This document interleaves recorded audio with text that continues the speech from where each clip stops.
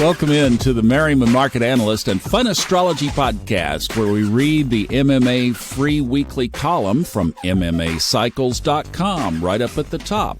This for the week of July 31st. I'm Thomas Miller. Thanks so much for joining us. And wow, what a zany, crazy another week it was as we launch into this week's article with 3 quotes about the economy this past week. First of all, from the Wall Street Journal. It says gross domestic product grew at a seasonally adjusted and inflation-adjusted 2.4% annual rate in the second quarter, the Commerce Department said on Thursday. That was faster than economists expected and above the 2% growth in the first 3 months of the year. Then this on Thursday from the editorial board of the Journal. The Federal Open Market Committee raised its target interest rate by another quarter point to 5.25% to 5.5% after a pause in its June meeting. Chairman Powell said at his post-FOMC press conference that future rate increases are possible this year if the inflation data warrants. Then this on Friday from CNBC.com, the Bank of Japan announced Friday greater flexibility, quote-unquote, in its monetary policy, surprising global financial markets. The central bank loosened its yield curve control, or YCC, in an unexpected move with wide-ranging ramifications. It sent the Japanese yen whipsawing against the U.S. dollar, while Japanese stocks and government bond prices slid. Now the comments this week from Ray Merriman.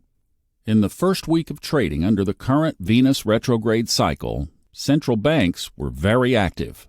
Rate hikes were initiated in the United States, Eurozone, UK, Australia, Canada, and Norway. Japan just reported an unexpected spike in inflation, and with that, the BOJ announced it would loosen its yield curve control and long-standing negative interest rate policy. China and Vietnam, however, are lowering rates.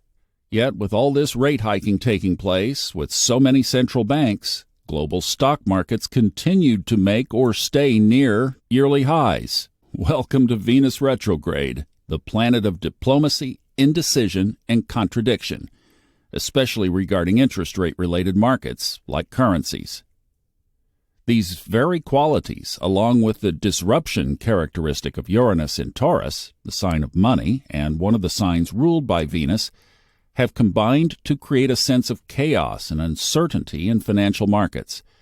It seems every couple of weeks the investment sentiment shifts from bullish to bearish and back again. Right now it's bullish, but with Venus retrograde, don't be surprised to see another shift in sentiment shortly, and probably when investors least expect it. Again. Although it might appear that Venus retrograde has not coincided with a reversal in global stock indices and other financial markets, it may be premature to write off the possibility just yet. Although it is true that the German DAX and Indian Nifty indices soared to new all-time highs in the past week, it is notable that the Nifty did so on Friday, July 20th, the last trading day before the goddess of love and wealth turned retrograde. The Nasdaq made a yearly high just 1 day earlier on July 19th, while both the S&P and Dow Jones Industrial Average made their yearly highs on Thursday, July 27th, just 4 days after the retrograde. Since Venus retrograde has a history of primary cycles unfolding as late as 12 days afterwards, its correlation to a reversal time frame is not over yet. Additionally, most of its reversals have happened within just 4 trading days, and Thursday's high was 4 days removed from the change of motion.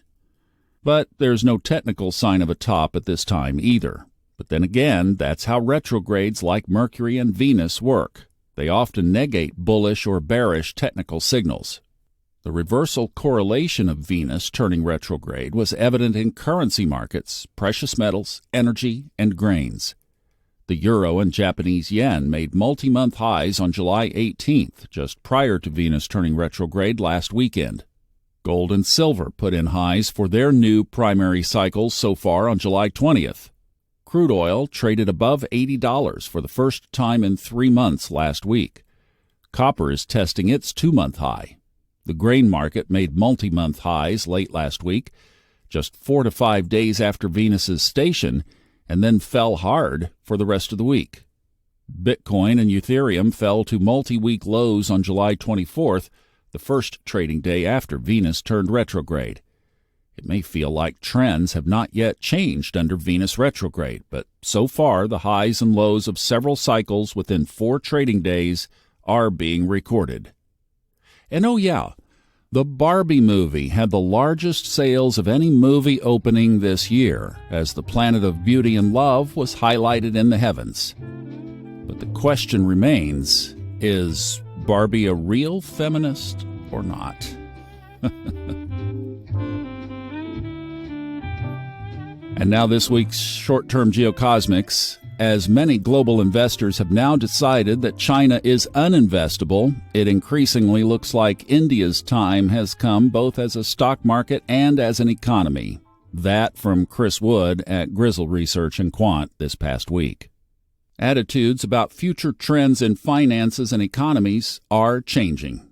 This is yet another theme related to Venus retrograde, especially as she forms 3 waxing square passes to Uranus between July and September. Uranus is important here because it is in Taurus, one of Venus's ruling signs, and in this case also the sign of money and banks. And just a little Thomas aside here, I pulled the dates for 2023 and 2024 where Venus squares Uranus. It happens between 1 and, say, 4 times a year, depending on the retrograde patterns. So, for example, in 2020, there was only 1. In 2021, the same year that Saturn also squared Uranus several times, there were 2.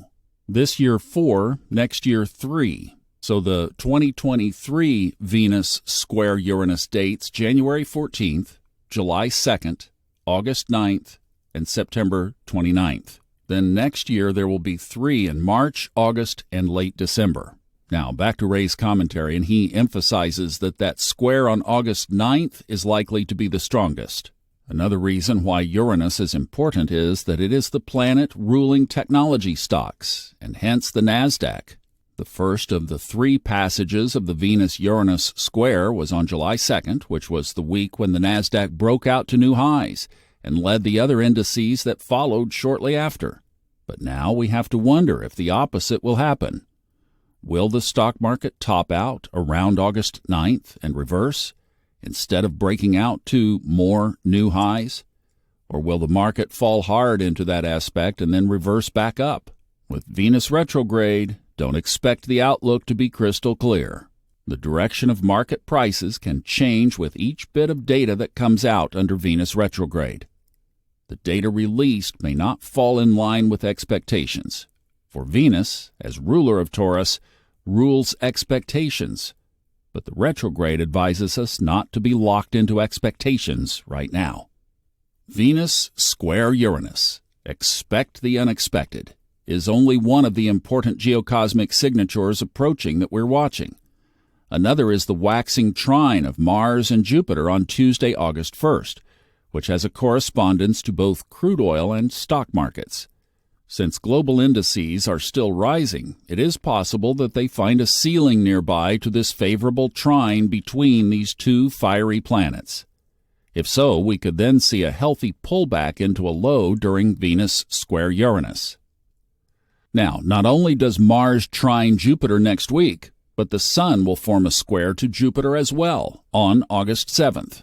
The Sun is the 3rd of these fire trilogy planets, so all 3 will be active with one another between August 1st and 7th. And each of these transits has a high correlation to sharp reversals within 4 trading days, which will also overlap August 1st through 7th. For us, this is a short-term trading time band favorable for aggressive traders seeking maximum profit with minimum exposure. Usually that means a brief but sharp decline is likely into that period. The next most powerful signatures for a prolonged move don't arise until late August into early September. Any market that peaked or bottomed within a week of Venus retrograde, July 22nd plus or minus a week, is a candidate to sell off into Venus turning direct, which takes place on September 3rd and 4th, depending on which time zone you're in. So, until then, enjoy the summer of love with Venus in Leo. And if you're a subscriber to any of the MMA cycle reports, get ready for the launch of MMA's Annual Forecast 2024 pre-publication best sales that will start in little over a week.